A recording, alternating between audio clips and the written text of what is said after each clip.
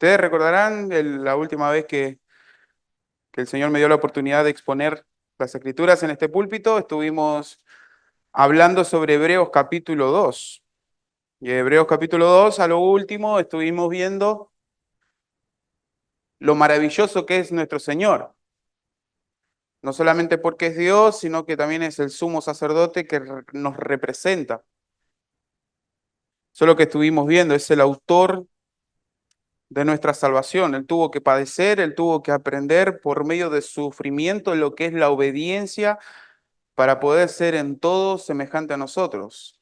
Obviamente con el paréntesis que él fue sin pecado. Y es lo que necesitamos como hombres pecadores, como seres humanos caídos, culpables, herederos del infierno. Necesitamos un ser humano que sea perfecto en todo, pero sin pecado.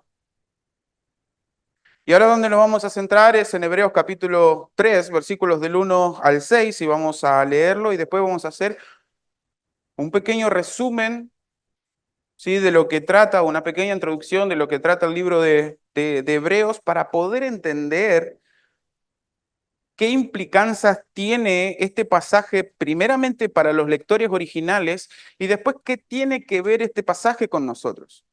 Hebreos capítulo 3, versículos del 1 al 6.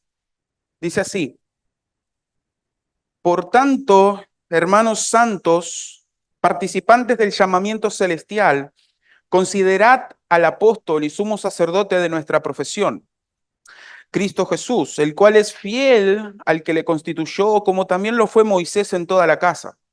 Porque de tanto mayor gloria que Moisés es estimado digno cuanto tiene mayor honra que la casa el que la hizo. Porque toda casa es hecha por alguno, pero el que hizo todas las cosas es Dios. Y Moisés, a la verdad, fue fiel en toda la casa de Dios como siervo para testimonio de lo que se iba a decir, pero Cristo como hijo sobre su casa, el cual casa somos nosotros, si retenemos firmes hasta el fin la confianza y el gloriarnos en la esperanza. Que el Señor bendiga su palabra. Una de las cosas que nos va a dejar bien en claro el libro de Hebreos, cuando nosotros lo leemos de una sola pasada, es que el escritor de Hebreos tiene ese peso en el corazón de demostrar a Cristo como superior a las demás cosas. Él primero empieza ya sin introducción, sin presentarse y sin presentar a quienes va dirigida la carta. Y hay algunos comentaristas que dicen que eso lo hace porque en cierta forma la carta es universal. Si bien nosotros podemos ver por las escrituras que va a tratar con un grupo de hebreos que probablemente hayan estado viviendo en Roma, que tenían un par de problemas, que lo vamos a ver ahora, que tienen que ver con nuestro pasaje. No obstante, este escritor lo que quiere hacer es mostrar a Cristo superior a lo demás. Él primeramente va a presentar a Cristo como la revelación perfecta de Dios. Dios había hablado en otros tiempos a los padres por los profetas y en este momento Dios, en estos últimos tiempos, Dios había hablado por el Hijo, el idioma perfecto de Dios, donde revela toda la gloria, por quien hizo el universo, que creó todas las cosas, pero que también proviene la salvación. Después de eso, este escritor nos va a presentar a Cristo como superior a los ángeles. Y eso es interesante porque tenía mucho que ver con la cultura judía. En el Antiguo Testamento vemos que en cierta forma los ángeles o los espíritus angelicales tenían un trabajo bastante arduo respecto a todo lo que fue la dispensación del Antiguo Testamento y cómo Dios fue manifestando sus verdades. Entonces, para los judíos, un ángel o los espíritus angelicales eran espíritus poderosos que ellos también lo veían como dignos de venerar. A lo que este escritor nos va a mostrar a Cristo como superior a los ángeles, como hijo de Dios, pero que también se humana, hecho inferior a los ángeles, para poder salvar a su pueblo. Y la carta ya podría estar como culminando y terminando, porque si Cristo es superior a los ángeles, ¿cuánto más hay que decir? Pero este escritor lo que quiere hacer ahora es presentar a Cristo como superior a todos los personajes y elementos del Antiguo Testamento. Por eso lo que hace de una forma bastante diplomática es presentar a Jesús, a nuestro Señor Jesucristo, como superior a Moisés. Pero lo hace de una forma no tajante, lo hace de una forma no menospreciando la obra de Moisés, porque si prestaron atención al pasaje, nos muestra que Moisés dice que fue fiel en su casa. Pero Jesús tiene mayor gloria, tiene mayor dignidad, y es donde ahí él presenta los argumentos. Va a presentar que Cristo es mayor a Moisés. Después va a decir que Cristo es mayor al sacerdocio arónico. Después va a decir que Cristo es mayor al tabernáculo, es mayor a los sacrificios de corderos. Cristo es superior a todo, pero la pregunta es, ¿por qué el escritor de Hebreos hace lo que hace? ¿Por qué quiere presentar a Jesús de esa forma? Y hermanos, numerosos pasajes de Hebreos reflejan una época en que el ardiente amor de los cristianos por Cristo había menguado y el entusiasmo del período anterior había desaparecido. Ese fuego, esa llama del primer amor de la primera generación había empezado a menguar. Los lectores hebreos corrían peligro de deslizarse por el evangelio que habían oído, según el capítulo 2, versículo 1. Dice, es necesario que con más diligencia atendamos a las cosas que hemos oído, no sea que nos deslicemos. Había ese peligro de deslizarse. Algunos de ellos corrían el riesgo de ser endurecidos por los engaños del pecado, según capítulo 3, versículo 13. Algunos habían caído en el hábito de no asistir ya a los cultos, eso lo estuvimos leyendo en el tiempo de la alabanza, capítulo 10, versículo 25. Y otros vacilaban en su celo espiritual, capítulo 12, versículo 12. Había problemas. El escritor también va a reprochar a los lectores por no haber aprendido las doctrinas de las Escrituras. Hay una traducción del capítulo 5, dice, pues aunque a esta altura ya debierais ser maestros, vosotros necesitáis a alguien que os enseñe de nuevo las verdades elementales de la palabra de Dios. Asimismo, el capítulo 13, versículo 7, también nos muestra que los líderes que le habían enseñado la palabra de Dios, varios ya habían muerto. Por lo que vemos en el capítulo 10, principalmente versículos 32 y 33, que en ese tiempo previo los lectores habían sufrido una persecución, porque el escritor lo va a hablar en tiempo pasado a esa persecución. Habían experimentado sufrimiento, habían experimentado insulto y la confiscación de sus propiedades. Aunque no aporta el tiempo, sí podemos ver que el tiempo que estaban pasando en ese momento estos hebreos, estos judíos ya cristianos, era un tiempo de aparente paz.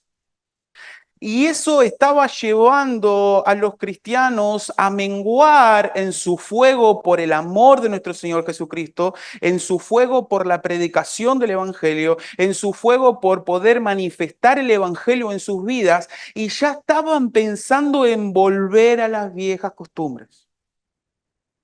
Ya estaban viendo con buenos ojos el volver al judaísmo.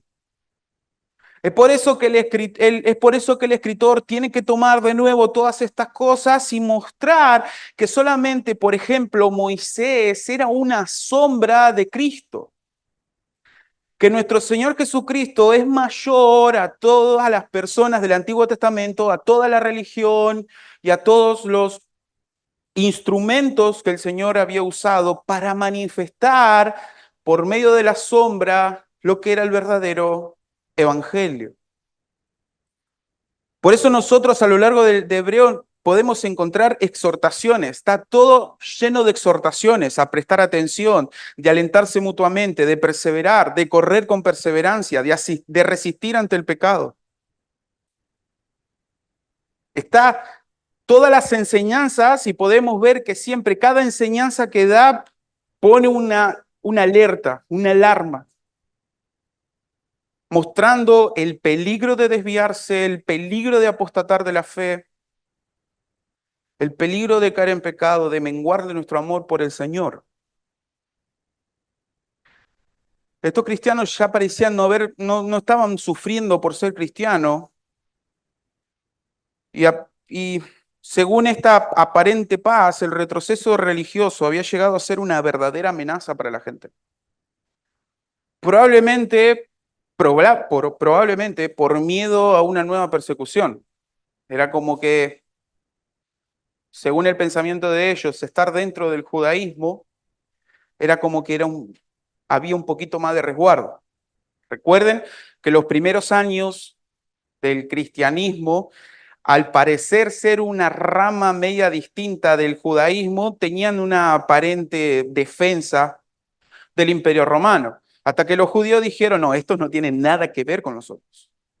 Y es donde ahí se hace una persecución feroz en contra de el cristianismo. Entonces había personas ahí que como ya no había persecución, como había ya una aparente paz, ese fuego se había empezado a calmar y ellos trataban de buscar poder refugiarse en cosas que no eran Cristo. Entonces lo que este escritor hace es mostrarle a Cristo. Es mostrarle a Cristo como superior, como el gran Salvador, como el Todopoderoso. Mostrarle la locura de volver a esas cosas antiguas, mostrarle la locura de querer refugiarse en las cosas que aparentemente lo podían salvar, pero no eran nada. Sin duda, cuando nosotros entendemos esto, es inevitable poder ver al pueblo de Israel. El pueblo de Israel era totalmente igual. El pueblo de Israel era un pueblo que se aferraba a lo religioso, pero Dios estaba de lado.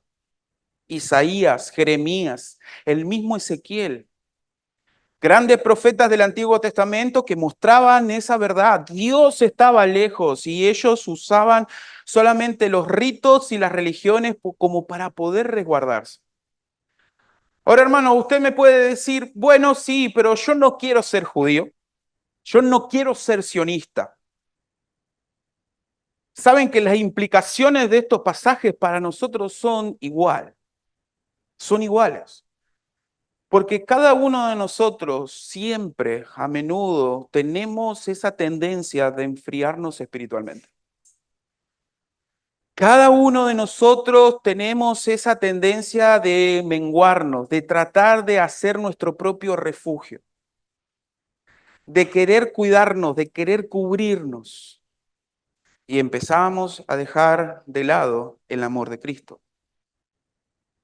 Empezamos a dejar de lado el servicio a Dios. Nos olvidamos o empezamos a olvidarnos del Evangelio, que el Evangelio tiene implicancias directas para nosotros. Nuestro corazón se empieza a menguar y ese fuego por el servicio al Señor se empieza a apagar. Por eso es interesante que el libro de Hebreos, por más que pusieron hebreos, en ninguna parte del libro nos dice a quiénes van dirigidos, por lo que habla respecto a Moisés, el tabernáculo, las ceremonias, es obvio que está hablando los hebreos, pero al no tener destinatario, hermanos, es porque también es para nosotros. Es para cada uno de nosotros. Porque los problemas que tenían estos hebreos los tenemos nosotros. Los tenemos nosotros. ¿Cuántas veces ante un problema o cuando está todo bien nos empezamos a menguar, empezamos a decaer anímicamente, empezamos a no querer servir? Cuando hay problemas, nos tratamos de escudar en lo que nosotros ya sabemos en vez de ir a nuestro Señor. Somos como Pedro. Pedro, cuando veía al Señor Jesús, no le importaba la tormenta, él caminaba por el agua. Pero cuando empezó a ver la tormenta y al descuidar su mirada en Cristo, él empezó a hundirse. Y en Hebreos, estos hebreos le estaba pasando eso. Entonces, el escritor de Hebreos es como un grito de alerta a estos cristianos, a que no dejen de crecer en la fe, a que no dejen de servir al Señor, a que no dejen de amar a Cristo, a que tengan cuidado con enfriarse, a que tengan cuidado y que puedan estar en alerta sus corazones respecto a si verdaderamente son cristianos. Es interesante. Y hermanos, en este pasaje lo que vamos a ver en 3 sesiones es que Cristo es superior a Moisés.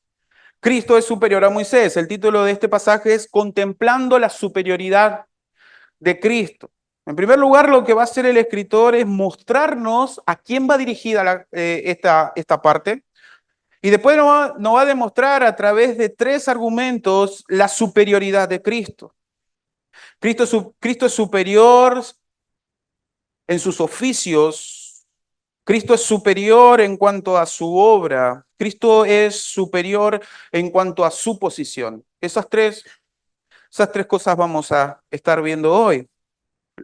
Vamos a leer nuevamente el versículo 1 y el versículo 2. Dice: Por tanto, hermanos santos, participantes del llamamiento celestial, considerad al apóstol y sumo sacerdote de nuestra profesión, Cristo Jesús, el cual es fiel al que le constituyó, como también lo fue Moisés, en toda la casa de Dios. Hermanos, es interesante porque el escritor le habla directamente a sus hermanos santos. Esa es una exhortación, o esta es, hermanos, una exhortación principalmente para los cristianos, principalmente para los cristianos. Él les habla a sus hermanos en Cristo y él va a dar características de estos hermanos. Y esto me hace recordar a cómo Pablo le habla a la iglesia de Corinto, a los santos que están en Corinto, llamados a ser santos, con todos aquellos que invocan el nombre del Señor. Sí, ahí en 1 Corintios, ese saludo medio raro de Pablo llevaba en sí, como le dicen los argentinos, millones de palos detrás. Le estaba mostrando a través de ese versículo a lo que iba a ir. La iglesia de Corintio era una iglesia también que tenía problemas y que se habían olvidado del Evangelio. Se habían olvidado de eso, iban en busca de filosofías y otras cosas, y Pablo a través de ese saludo le tiene que decir: recuerden ustedes que son santos y son llamados a ser santos con la Iglesia Universal de Cristo. De la misma forma, el escritor de Hebreos va a hacer exactamente lo mismo. Dice: por tanto, hermanos santos. Ese por tanto está uniendo lo que dice el capítulo 2. El capítulo 2 ya nos ha mostrado a Cristo como el gran Salvador. Nos ha mostrado a Cristo como el autor de eterna salvación. Dice: por tanto, hermanos santos, participantes del llamamiento celestial. Como dice otra versión: hermanos, ustedes que pertenecen al pueblo de Dios, que han sido llamados por Dios a ser suyos. Qué linda versión, qué linda versión. Que nos damos y nos muestra el énfasis que tiene este escritor respecto a este grupo de hebreos, este grupo de cristianos.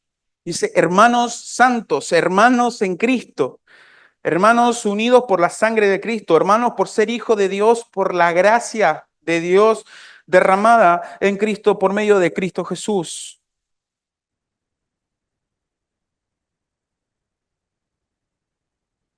El adjetivo santo, hermano, revela que los hermanos han sido santificados y pueden entrar ante la presencia de Dios, ya que el pecado ha sido quitado mediante el sufrimiento y la muerte de Cristo.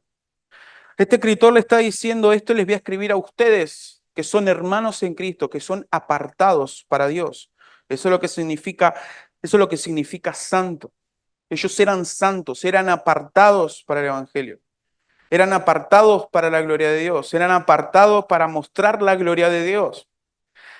En sí, lo que está haciendo indirectamente es ya mostrarles la verdadera identidad de ellos, diciéndole: ustedes ya están apartados para Dios, no vuelvan a la religión, no vuelvan al judaísmo, no vuelvan a los rituales, porque no están entendiendo para qué sirvió eso. No hace falta volver a eso si ya tenemos al autor de eterna salvación. No hace falta volver a los sacrificios de los animales. No hace falta a tener y a venerar a un sumo sacerdote. Ya lo tenemos todo en Cristo. Eso es lo que va a explicar el escritor de Hebreo a lo largo de toda la carta, y aquí lo va a hacer de una forma bastante sencilla y particular.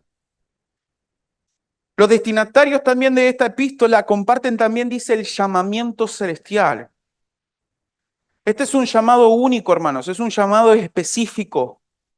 Es, como dice un escritor, una invitación celestial a entrar al reino de Dios. Ustedes son santos, perdón, participantes del llamamiento celestial.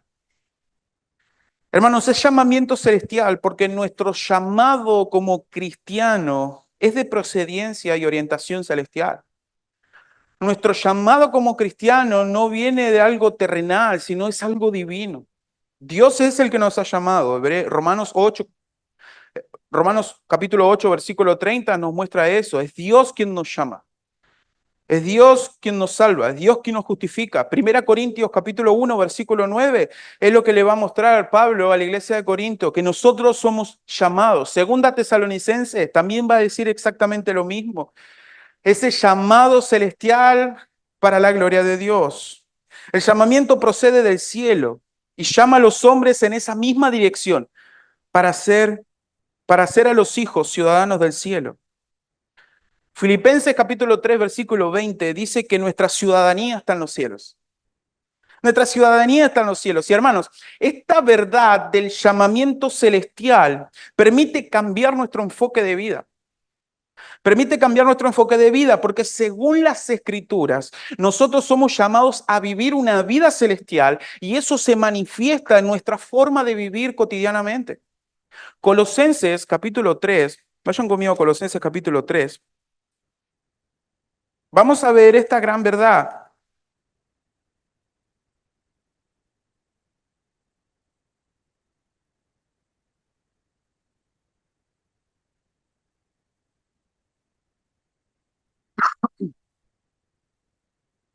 Colosenses capítulo 3, versículo 1,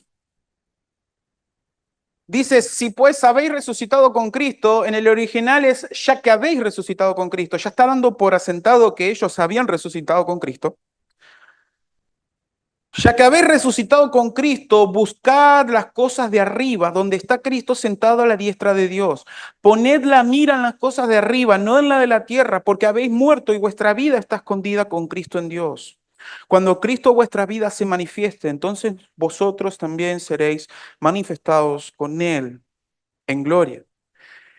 Este llamamiento de nuestro Señor cambia nuestra vida y cambia nuestro enfoque de vida.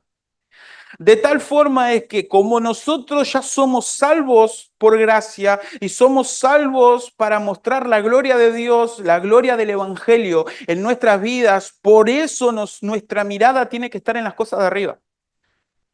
Por eso Colosenses capítulo 3 empieza a decir una serie de cosas que el cristiano tiene que dejar. Todo pecado que tiene que dejar, todo pecado que tiene que batallar. El escritor le está diciendo a sus lectores judíos en Hebreos, ustedes son ciudadanos del cielo. Ustedes son cristianos, son hermanos santos, apartados para la gloria de Dios, son el pueblo de Dios y su ciudadanía no está aquí, está en el cielo. Son ciudadanos de los cielos. ¿Por qué no dejan pasar las cosas terrenales? ¿Por qué quieren aferrarse a los rituales terrenales? ¿Por qué quieren aferrarse a los símbolos terrenales? Cuando tienen una realidad celestial que es mucho superior a la realidad terrenal. Ahora, mostrándole a quién va dirigido esta parte, a estos cristianos que son apartados para la gloria de Dios, que tienen un llamamiento celestial, el escritor va a decir, considerad.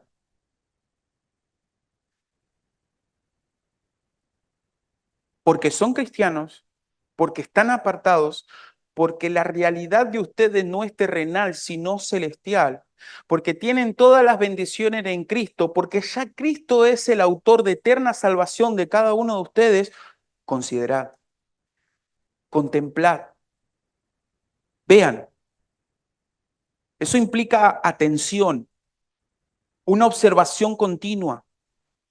Como dice un comentarista, la idea es piensen en Jesús y permanezcan así para que puedan entender quién es Él y cuál es su voluntad. Repito eso. Piensen en Jesús y permanezcan así para que puedan entender quién es Él y cuál es su voluntad.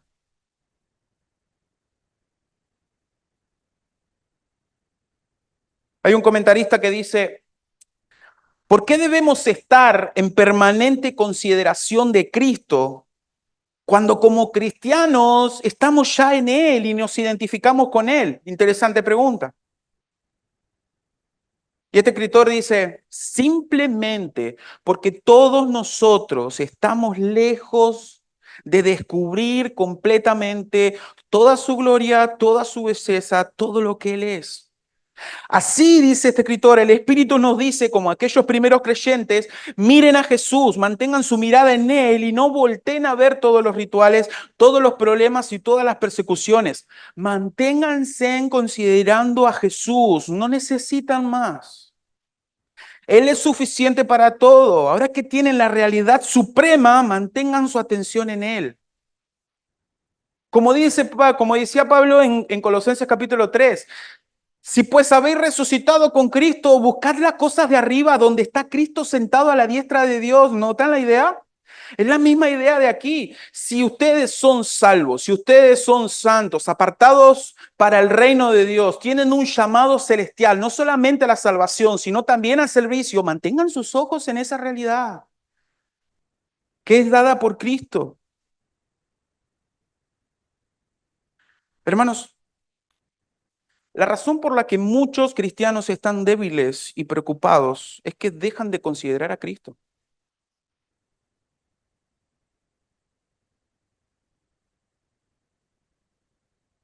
De esta forma, estos cristianos pierden fuerza, están intranquilos, no tienen guía, no saben qué hacer. Es interesante, el Señor Jesucristo dijo, sin mí, nada podéis hacer. Y hermanos, eso no es solamente para aquellos que están sin Cristo. Es también para cada uno de nosotros cuando dejamos de considerar a Cristo.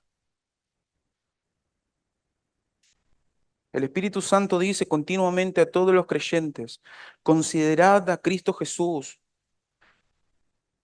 Contemplen a Cristo cuando la vida se torna difícil.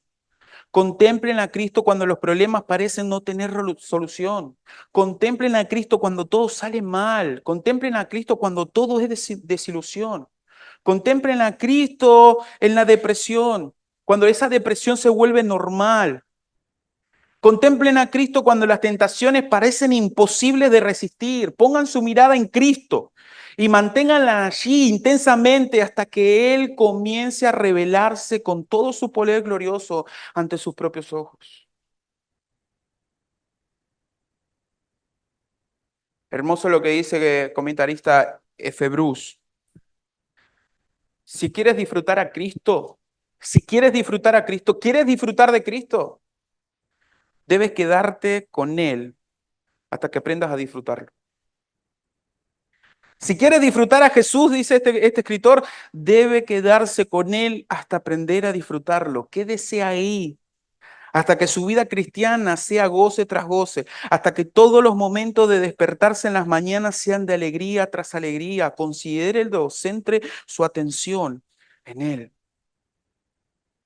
Centre su atención en Él. Cristo es lo más valioso que nosotros tenemos, queridos hermanos, por el cual tenemos una perfecta salvación, un perfecto llamado y también tenemos un perfecto llamamiento de servir a un Dios todopoderoso que nos ama, que es nuestro Padre. Eso es precioso, hermanos. Hebreos capítulo 12, este escritor también va a decir lo mismo, dice, por tanto nosotros también, teniendo en derredor nuestro tan grande nube de testigos, dice, despojémonos de todo peso y del pecado que nos asedia y corramos con paciencia la carrera que tenemos por delante. ¿Cómo hacemos eso? Puesto los ojos en Jesús. Puesto los ojos en Jesús, el autor y consumador de la fe, el cual por el gozo puesto delante de él sufrió la cruz, menospreciando lo oprobio, y se sentó a la diestra del trono de Dios. Si vamos a correr la carrera cristiana, hermanos, debemos mirar a Jesús. No hay otra forma de correr. Ahora, hermanos, ¿por qué hay que considerar a Cristo? ¿Por qué hay que contemplarlo? Y este es el primer punto de lo que estábamos viendo, que Cristo es superior en cuanto a sus oficios. Cristo es superior en cuanto a sus oficios. Él es superior. Noten cómo dice, considerad al apóstol y sumo sacerdote de nuestra profesión. Noten que dice apóstol. Apóstol. El término apóstol se refiere a aquel a quien Dios envía, el enviado de Dios. El concepto usado repetidamente por Juan en su Evangelio, capítulo 3, versículo 17. Cristo es el enviado de Dios, el perfecto enviado de Dios, por ejemplo. Aún en primera Juan, capítulo 4, versículo 10, va a hablar respecto a Cristo como enviado.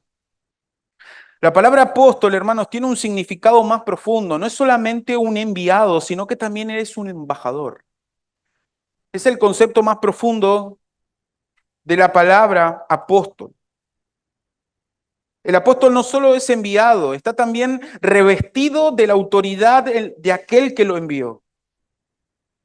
Este apóstol, este enviado, puede y debe hablar únicamente aquellas palabras que su superior le ha confiado. Este apóstol, este enviado, tiene prohibido expresar sus propias opiniones cuando las mismas difieren de las que aquel le envió. Por eso es interesante que Jesús cuando hablaba decía que él no hablaba palabras de él, sino todas aquellas que su Padre le había dado. Él es el perfecto apóstol, él es el perfecto enviado, él es el perfecto embajador.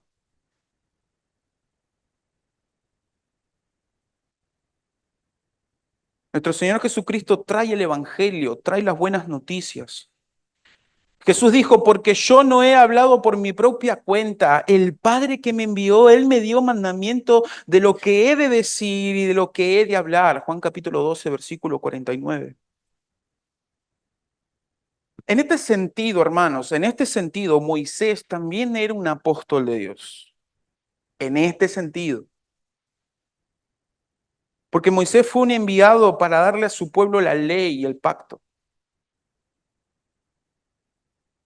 Pero es interesante, porque no podemos decir así de Moisés en cuanto a su sacerdocio. En el tiempo en que Moisés era aquel que hablaba al pueblo de parte de Dios, ¿quién era el sacerdote? Aarón. Aarón. Pero noten lo que dice el versículo 1 del capítulo 3. Considerad al apóstol y sumo sacerdote de nuestra profesión. ¿Coma? Cristo Jesús. Cristo Jesús. Jesús fue las dos cosas. Fue apóstol y sumo sacerdote. Aunque a Moisés se le podría haber considerado una especie de apóstol, no tenía nada que ver con sacerdocio. Si Moisés hablaba de parte de Dios y hablaba las palabras de Dios, entregó la ley que Dios le había dado él al pueblo, no tenía nada que ver con el sacerdocio, mucho menos con el sumo sacerdote. Por eso Jesús es superior a Moisés en su oficio, porque Jesús, el oficio de Jesús es, según este pasaje, es doble. Nosotros estuvimos estudiando ya en la parte de Cristología que el oficio de Cristo es triple, es triple. El profeta, el sacerdote y él es rey. Pero en este caso, lo que quiere demostrar es que es superior en cuanto a su oficio. No solamente es apóstol, no es solamente un enviado de Dios para hablar la palabra de Dios, él es el perfecto sumo sacerdote. Eso es lo que va a acaparar más de la mitad del libro de Hebreos, hablando de eso, hablando que es superior al sacerdocio levítico y es más, tiene más cosas de igualdad con el sacerdocio de Melquisedec que con el de Leví. Lo va a demostrar, porque el sacerdocio de Cristo es un sacerdocio que no viene de genealogía, sino que es llamado y puesto por Dios, un sumo sacerdote perfecto. Aún, hermanos, en el oficio de sacerdocio Jesús es superior, porque, porque trajo un mejor pacto. Su sacerdocio es mucho más poderoso y mucho más eficaz que el sacerdocio arónico, el sacerdocio de los hijos de Leví. Y segundo, hermanos, porque él fue el sacrificio, no fue solamente un sumo sacerdote que entregó un perfecto sacrificio, sino que él mismo fue el perfecto sacrificio, que hizo eficaz este mejor pacto. Jesús es el apóstol supremo, el supremo enviado de Dios, el supremo sacerdote, aquel que no solamente entrega la palabra de Dios, sino que también por medio de su espíritu permite que su pueblo pueda adorar y pueda entrar a la presencia de Dios con confianza. Algo que tenía que hacer el sacerdote, ser el mediador entre el pueblo y Dios para que este pueblo pueda adorar a Dios de una forma santa por medio de un sacrificio de cordero. Jesús es lo que hizo. Jesús es el enviado perfecto y es el sumo sacerdote perfecto. Pero noten que también el versículo habla de nuestra profesión. Dice, considerad al apóstol y sumo sacerdote de nuestra profesión. En otras palabras, confesión de fe. En otras palabras, hermanos santos con llamamiento celestial, no se olviden de su fe. No se olviden de lo que creen. No se olviden de lo que confiesan. Esta confesión de fe deriva de la comunión que tenemos con Cristo. Por medio de la obra de Cristo, vía la aplicación del mismo por medio del Espíritu, estamos equipados y somos equipados o homologados. Esa es la palabra que se usa aquí. Homologados para manifestar las verdades del Evangelio. No solo para confesarla, porque tiene también un aspecto práctico. No solo confesarla, sino también para que esa confesión sea realidad de nuestras vidas. ¿Qué estaba pasando con estos hermanos hebreos? Se estaban quedando en su servicio al Señor, se estaban quedando en su amor por Cristo. Y este escritor lo que dice es, no se olviden de su confesión de fe. No se olviden de lo que creen, no se olviden del Evangelio, de quién es Cristo, el Salvador, el perfecto apóstol, el perfecto sumo sacerdote. Versículo 2. Dice, el cual es Cristo Jesús, el cual es fiel al que le constituyó, como también lo fue Moisés en toda la casa de Dios. Es interesante porque Números capítulo 12, versículos 7 al 8, el mismo Señor habla de Moisés como de aquel que fue fiel. A mi siervo Moisés dice que es fiel en toda mi casa. Cara a cara hablaré con él y claramente. ¡Qué privilegio! ¡Qué privilegio! De una persona que era asesino, de una persona que se había escondido, de una persona que había escúchame, que había puesto excusas para no servir al Señor. De una persona que varias veces a lo largo de toda la historia flaqueó y desobedeció las órdenes del Señor. Pero así todo, el Señor dice que Él es fiel, que Él es fiel.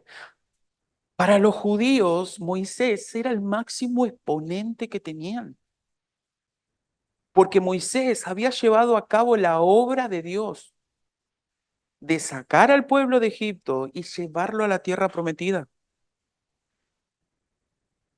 Pero Jesús en fidelidad es mucho más.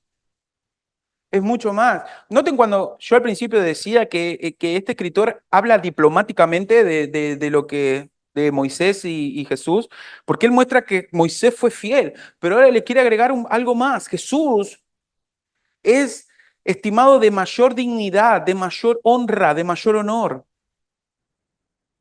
En Juan capítulo 8, versículo 29 dice, porque el que me envió conmigo está. Esto lo dice el Señor Jesús. No me ha dejado solo el Padre, porque yo hago siempre lo que le agrada. En la oración sumo sacerdotal, el Señor Jesús, hablando con su Padre, dice: yo te he glorificado en la tierra, he acabado la obra que me diste que hiciese. Ahora pues, Padre, glorifícame tú al lado tuyo, con aquella gloria que tuve contigo antes que el mundo fuese. Nuestro Señor Jesús fue fiel, fue sin pecado, fue sin mancha.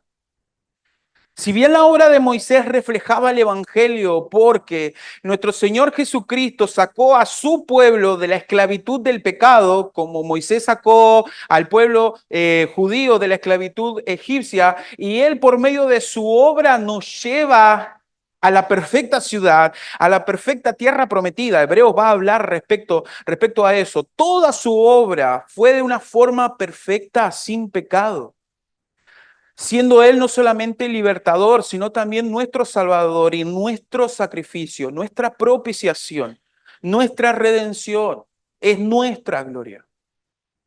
Y esto me lleva a mi segundo apartado. No solamente debemos contemplar la superioridad de Cristo respecto a sus oficios, sino que también debemos contemplar la superioridad de Cristo en cuanto a su obra. Versículos 3 y 4. Porque toda la casa, dice, es hecha por algunos, pero el que hizo todas las cosas es Dios. Y Moisés, a la verdad, fue fiel en toda la casa de Dios como siervo para testimonio de lo que se iba a decir. En estos versículos, hermanos, el escritor vuelve a poner su atención en Jesús y lo considera digno de mayor honor que Moisés. Hermano, debemos aclarar esto de nuevo. Jesús y Moisés habían sido fieles a Dios, pero la diferencia que hay entre estos dos va más allá de la virtud de la fidelidad en su obra. El escritor ya ha llamado a Jesús apóstol y sumo sacerdote. Moisés nunca ocupó estas dobles investiduras. Pero no es ese, hermanos, el punto que se trata ahora. Para demostrar esta verdad, el escritor usa una ilustración del ámbito de la construcción, un ejemplo cuya validez todos reconocemos. Todos reconocemos. Como sabemos, hermanos, el edificador de una casa tiene mayor honor que la casa misma. Tiene mayor honor. Cuando se erige una casa o un edificio, la gente podrá admirar la belleza de la estructura y decir palabras de alabanza, pero el tributo y la honra les están reservados al arquitecto y constructor. El arquitecto y el edificador están hablando en términos figurativos por encima de la estructura que ha creado. El arquitecto, el constructor de la casa, está en un nivel diferente a la casa. Dios, según este pasaje, es el arquitecto. Jesús es el edificador de la casa de Dios. Moisés era solamente un siervo en la casa. Era solamente un siervo. Vamos a ponerlo desde otro punto de vista. Dios es el arquitecto. Jesús es el edificador de la casa, la piedra angular, aquel que edifica su iglesia. Moisés es parte de esa casa.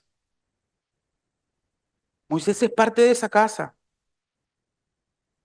Si bien Moisés fue muy grande, su categoría era inferior a la de Cristo.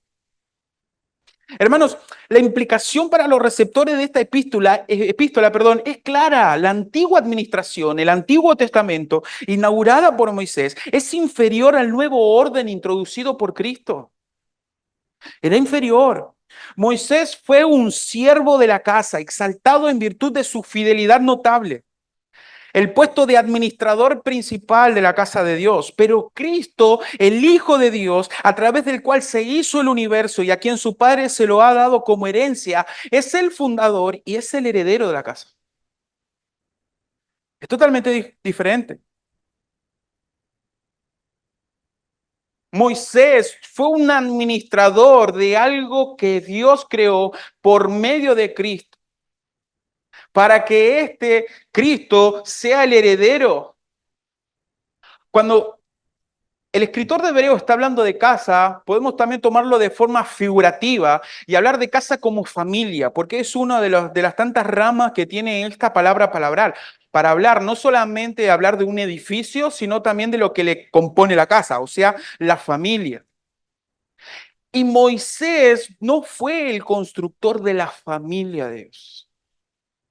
Ese fue Dios, por medio de Cristo. Por medio de Cristo. Lo que Moisés hizo fue solamente administrar el don de Dios para preservar por medio de su obra y por medio de la investidura de Dios y de su Espíritu y de Cristo, preservar esa familia de Dios, que es la iglesia, en todo su exponente. Los creyentes del Antiguo Testamento y los creyentes del Nuevo. En ese árbol del pueblo de Israel, lo que tenía que seguir existiendo era el tronco de Isaí, por el cual iba a nacer el Salvador, según los profetas mayores. Moisés fue fiel administrando ese viaje entre la esclavitud y la liberación de Israel, del pueblo de Egipto, hasta la tierra prometida. La obra de Cristo conllevó muchas más cosas, queridos hermanos. Porque para que Dios pueda librar a su pueblo de sus pecados, esa ira que cayó al pueblo de Egipto tenía que recaer en una persona perfecta. Por ende, nuestro constructor, que es Cristo, no solamente dirige a su pueblo desde la esclavitud a la tierra prometida, que es el cielo, es la presencia de Dios, es el paraíso para estar con Dios, sino que eso está todo manchado con sangre. Porque es a través de su propio sacrificio en el que pudo efectuar esa liberación y poder forjar de esa forma la iglesia en su totalidad. Nosotros no fuimos salvados por oro o por plata, sino por la sangre preciosa de Cristo, que Él se presentó como un cordero sin mancha, como un cordero sin contaminación. Por ende, hermanos, cuando hablamos de la superioridad de Cristo, es obvio porque la superioridad de Cristo en su obra fue mucho más que la obra de Moisés. No solamente en fidelidad, sino en la obra en sí. Porque la obra de Cristo requirió una obediencia perfecta y requirió un sacrificio perfecto. Requería las dos cosas. Por eso el escritor de Hebreos dice, no vuelvan a los rituales, no vuelvan a aquellas cosas que tienen aparente confort en nuestra vida espiritual. Miren a Cristo, porque Él es superior a todo. Dios formó su iglesia con cada uno de nosotros, queridos hermanos, como dice el versículo 6. Y Él le costó sangre. A Él le costó sangre. Esa ira tenía que caer sobre un cordero perfecto, sin mancha, sin contaminación. Pero no solamente, hermanos, debemos considerar la superioridad de Cristo en cuanto a su obra, también debemos considerar a Cristo como superior en cuanto a su posición. En cuanto a su posición, versículos 5 y 6. Y Moisés, a la verdad, fue fiel en toda la casa de Dios como siervo para testimonio de lo que se iba a decir. Pero Cristo como hijo sobre su casa, el cual casa somos nosotros, si retenemos firme hasta el fin la confianza y el gloriarnos en la esperanza. Hermanos, aquí está el clímax. En este pasaje vemos que Moisés es por persona un siervo, mientras que Jesús es por persona un hijo. Por eso hablaba de la superioridad de Cristo en cuanto a su posición. Hay una gran diferencia, hermanos, entre un siervo y un hijo. Juan capítulo 8, versículo 35 dice, y el esclavo no queda en la casa para siempre. El hijo sí queda para siempre. El hijo sí queda. Los sirvientes vienen y se van. Los hijos son hijos de por vida. Moisés era un siervo y se condujo así como tal. La palabra griega, hermanos, que se usa, que es usada en Hebreos capítulo 3, versículo 5 para siervo, Implica un término de dignidad y libertad, no de servilismo en sí. No está hablando de Moisés como un esclavo. Está hablando de Moisés como un siervo que tiene un alto rango. Moisés era un mayordomo. Esa es la idea. Era un siervo fiel, era un siervo obediente, ministrador. Es interesante que en Éxodo, desde los capítulos 35 hasta el capítulo 40, hay 22 referencias respecto a la fidelidad de Moisés. 22 referencias. Éxodo 40 solo se refiere 8 veces a la obediencia de Moisés, en todo lo que Dios ordenó a él. Pero Moisés no era el hijo. Moisés no era hijo. Moisés era un gran siervo de la casa de Dios, de la familia de Dios, pero no era hijo. Versículo 5 dice, y Moisés a la verdad fue fiel en toda la casa de Dios como siervo, para testimonio de lo que se iba a decir. Para testimonio de lo que se iba a decir. Y es interesante, hermano, porque es como si esas palabras estarían resaltadas en negrita, para los que usan Word. Como que si esas palabras estarían mucho más grandes de lo que aparece en este pasaje. ¿Por qué? Porque el judaísmo no entendía esto.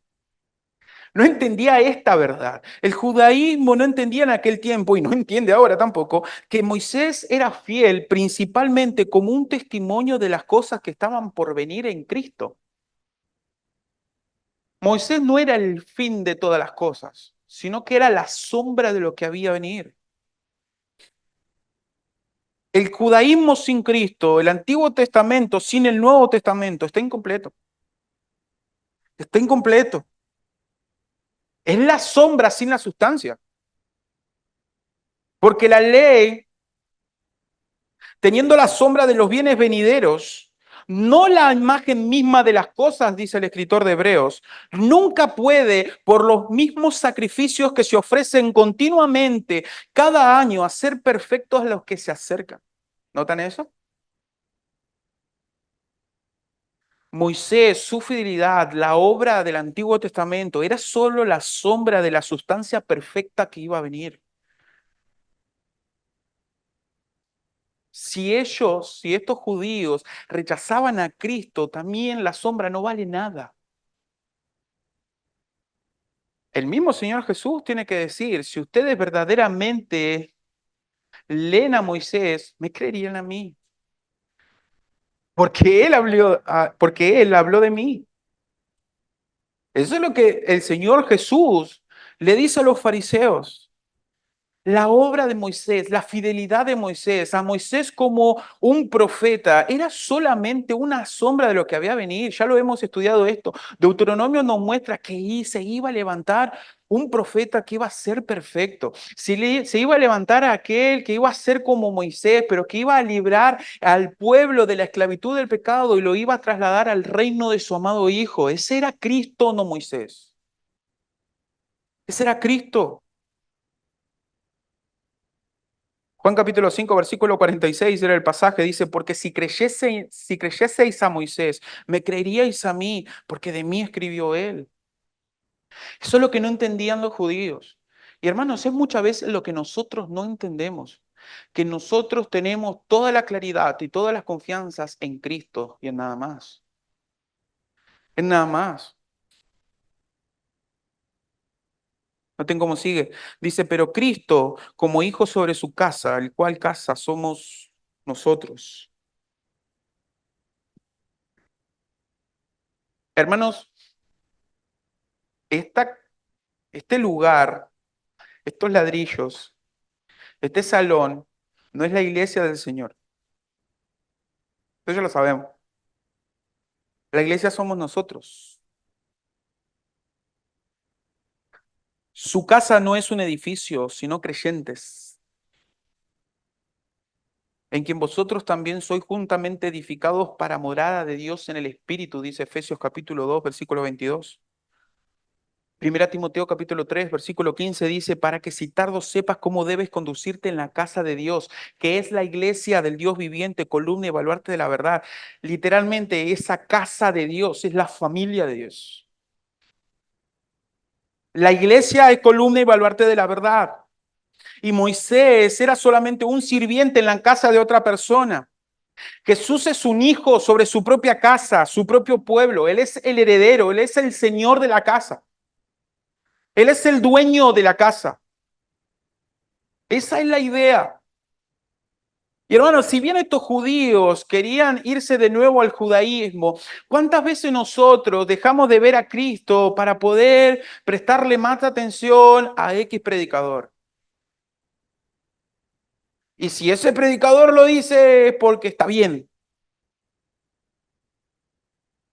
¿Cuántas veces nosotros cuando tenemos un problema en nuestra vida cristiana, cuando estamos decayendo espiritualmente, en vez de arrodillarnos, de pedir al Señor fortaleza, en vez de pedir ayuda a hermanos en Cristo, en vez de abrir las escrituras, tratamos de hacer las cosas a nuestra manera. Y muchas veces nuestras maneras son bastante desastrosas porque nos encerramos, lloramos, tenemos depresión, nos empezamos a quejar, la culpa de los demás. Ese es típico nuestro, hermanos. Eso es típico de un cristiano que ha quitado sus ojos de Cristo, que ha dejado de ver la gloria de Cristo. Porque muchos de nuestros problemas, muchas de nuestras ansiedades, muchas de nuestras depresiones, mucho de nuestro decaimiento espiritual no son externos, son internos, porque hemos dejado de ver a Cristo. Hemos dejado, como decíamos antes, de abrir las escrituras y de quedarnos en las escrituras hasta que el Señor nos hable. Hemos dejado de manifestar a Cristo en nuestras vidas porque hemos dejado de mirarlo. Cuando Moisés veía cara a cara a Dios, eso se le reflejaba en el rostro. Eso se le reflejaba en el rostro. Y Hebreos, lo que está diciendo este pasaje es que Cristo es el dueño de su iglesia, Él es el dueño de nosotros, Él es el heredero. La Biblia habla mucho de la iglesia, es su esposa, es su construcción. Él es el arquitecto y el constructor. Él es el que diseñó todo el plan en la eternidad pasada, en esa Trinidad, en el plan eterno de redención, y es el que llevó a cabo. Dios Padre dirigiendo, Jesús ejecutando esa construcción y el Espíritu Santo vigorizando, dando vida.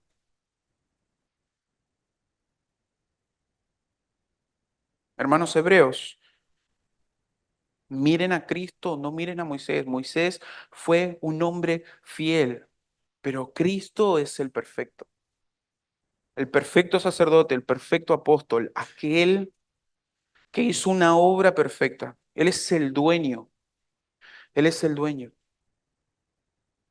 Y hermano, lo interesante de esta exposición es que termina con una advertencia. Como dije anteriormente, está llena de advertencias el libro de Hebreos. ¿Cómo termina? Dice, pero Cristo como hijo sobre su casa, el cual casa somos nosotros, y retenemos firmes hasta el fin la confianza y el gloriarnos en la esperanza. Hermanos, el significado es simplemente que la continuidad es la prueba de la confirmación. Repito eso. La continuidad es la prueba de la confirmación. Podemos decir si realmente somos la casa de Dios porque permanecemos allí. No es que nosotros tenemos que estar firmes hasta el fin y gloriarnos en la esperanza para poder ser salvos. Es totalmente al revés. Nosotros, porque somos salvos, ¿recuerdan Colosenses capítulo 3? Si pues habéis resucitado con Cristo, buscad las cosas de arriba. Ustedes ya son salvos, son santos, participan del llamamiento celestial, tienen a Cristo como el mejor profeta, el perfecto sacerdote, el perfecto rey, el perfecto dueño, aquel que construyó por medio de su sangre una iglesia. Entonces eso nos debería llevar a nosotros a permanecer firmes en la confianza y el gloriarnos en la esperanza. Esa es la idea. Aparentemente había muchos judíos que se habían alejado, como hemos estado hablando antes, y es por ello que el escritor de Hebreo da estas palabras, el cual tiene dos significados, dos implicaciones en realidad. Por un lado advierten y por otro lado animan. Aquellos que estaban con esa idea de flaquear en la fe del Señor, es como que este escritor los anima, vean a Cristo, vean al campeón, vean a aquel que nos salvó, vean a aquel que hizo una obra perfecta. No necesitas más nada que Cristo. Pero también advierte a aquellas personas que sí han dejado el Evangelio. Los versículos siguientes es lo que va a decir. Va a hablar de aquellos que han dejado y se han endurecido. Algunos estaban convencidos del Evangelio y estaban al borde del compromiso, pero se alejaban. Algunos sin dudas incluso habían manifestado una profesión externa de fe, pero en ambos casos se apartaron de la iglesia. Habían demostrado que nunca fueron parte de ella. Lo que el escritor está diciendo, que los verdaderos santos perseveran y su perseverancia es una evidencia de la salvación. Dijo entonces Jesús a los discípulos, a los judíos, perdón, en Juan capítulo 8, que habían creído en él, si vosotros permaneciereis en mi palabra, seréis verdaderamente mis discípulos. Una de las verdades más evidentes del Nuevo Testamento es que el Señor guarda a aquellos que permanecen en él, aquellos que pertenecen y permanecen en él. Juan capítulo 6 dice, y esta es la voluntad del Padre, el que me envió, que de todo lo que me diere no pierda yo nada, sino que lo resucite en el día postrero. Todos nosotros, si hemos creído y nos hemos arrepentido y hemos abrazado el Evangelio en fe, vamos a perseverar y esa perseverancia, esa salvación se va a manifestar en nuestras vidas. Y se va a manifestar en todo ámbito, no solamente viniendo a la iglesia, sino en qué haces en tu trabajo, qué haces con tu familia, qué haces con tus vecinos, qué haces en tu escuela. Eso va a manifestar nuestra profesión, nuestra confesión de fe. Noten que da dos características, confianza y gloriarnos. Esa palabra confianza habla de valentía. Hay unas traducciones que lo dan como valentía. Interesante porque Hebreos capítulo 10 va a hablar respecto a eso. Hebreos capítulo 10, versículo 19, dice, así que hermanos, teniendo libertad para entrar en el lugar santísimo por la sangre de Cristo, el perfecto sacerdote, por el camino nuevo y vivo que Él nos abrió a través del velo, esto es de su carne, su obra, su sacrificio, y teniendo un gran sumo sacerdote sobre la casa de Dios, lo que hemos estado estudiando en el versículo 1 del capítulo 3, acerquémonos con corazón sincero, en plena certidumbre de fe, purificados los corazones de mala conciencia y lavando los cuerpos con agua pura. Mantengámonos firmes, sin fluctuar, la profesión, de nuevo, la confesión de nuestra esperanza, porque fiel es el que prometió. Y considerémonos unos a otros para estimularnos al amor y a las buenas obras, no dejando de congregarnos como algunos tienen por costumbre, sino exhortándonos y tanto más cuando veis que aquel día se acerca. Noten cómo tiene va todo conectado. Nosotros tenemos entradas ante la presencia de Dios. Eso nos debería llenar de asombro y nos debería llenar de humillación. Tenemos entrada a la gloria de Dios por medio de Cristo y muchas veces nos olvidamos de eso. Muchas veces nos olvidamos de las bendiciones que nosotros tenemos y cuando nosotros nos aferramos a esas preciosas verdades del amor de Cristo derramado en nosotros, entonces eso se va a manifestar en un deseo de venir a la iglesia, en un deseo de congregarnos, en un deseo de predicar el Evangelio, en un deseo de arrodillarnos a orar para poder estar en la presencia de Dios. Cuando nosotros entendemos eso, no va a pasar lo que dice el versículo, no dejando de congregarnos como algunos tienen por costumbre, sino que teniendo nuestros ojos en lo porvenir, en la fidelidad y la confianza que nosotros podemos tener en Dios de que Él va a cumplir todo lo que prometió, entonces vamos a querer estar en comunión y crecer espiritualmente. Es un aliento que nos da. Y eso nos lleva a nosotros a tener valentía. La obra de Dios, el Evangelio, el amor de Cristo nos lleva no a quedarnos en nuestra casa como esperando que nos mimen, sino que eso nos llena a nosotros de valor para que nosotros podamos mostrar a Cristo. Esa confianza, esa valentía no es solamente para poder entrar a la presencia de Dios, conociendo quién es Dios, sino que también nos da valentía para poder reflejar a Cristo en la vida cotidiana. Por eso habla de valentía. Es lo que le estaba pasando a los hebreos en ese momento. Algunos que estaban perdiendo ese valor, se querían esconder, ya está, y vivir una vida tranquila.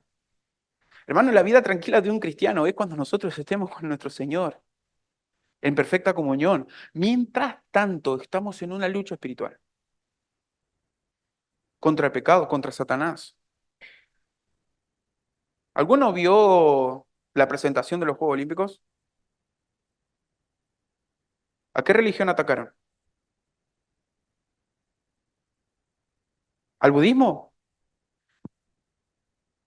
¿Al islam? ¿Al cristianismo, hermanos? Porque el cristianismo es una verdad. Y por cuanto es la verdad pura y la verdad sin mácula, entonces es la ciencia de la discriminación. Y perdón por lo que digo. Porque la verdad discrimina entre lo verdadero y lo falso. El amor de Cristo y la confianza y la fe en Cristo va a discriminar entre aquellos que son herederos del cielo y aquellos que son herederos del infierno. Eso es lo que hace la cruz. Eso es lo que hace la cruz. Por eso, por ejemplo, por darle el ejemplo, lo que pasó ahí, atacan directamente al cristianismo, haciendo una alusión a la última cena, y había drag queen, y había, bueno, un montón de tonteras, todas cosas blasfemas. Eso apunta y ataca a la verdad suprema, que es el evangelio que profesan los cristianos. Y hermanos, eso está ante nuestros ojos. No hay poco tiempo para que eso también ya sea una persecución a cada uno de nosotros como cristianos. Por eso es hora de despertar, hermanos. Por eso es hora de servir al Señor. El amor de Dios nos ayuda a nosotros a poder tener confianza en el Evangelio, pero también a gloriarnos en la esperanza. A gloriarnos en la esperanza. Es interesante, hermanos, porque por ejemplo Romanos capítulo 5, Colosenses capítulo 1, versículo 27, habla del gloriarnos en la esperanza. ¿Qué es esa esperanza? La esperanza que nos da el Evangelio.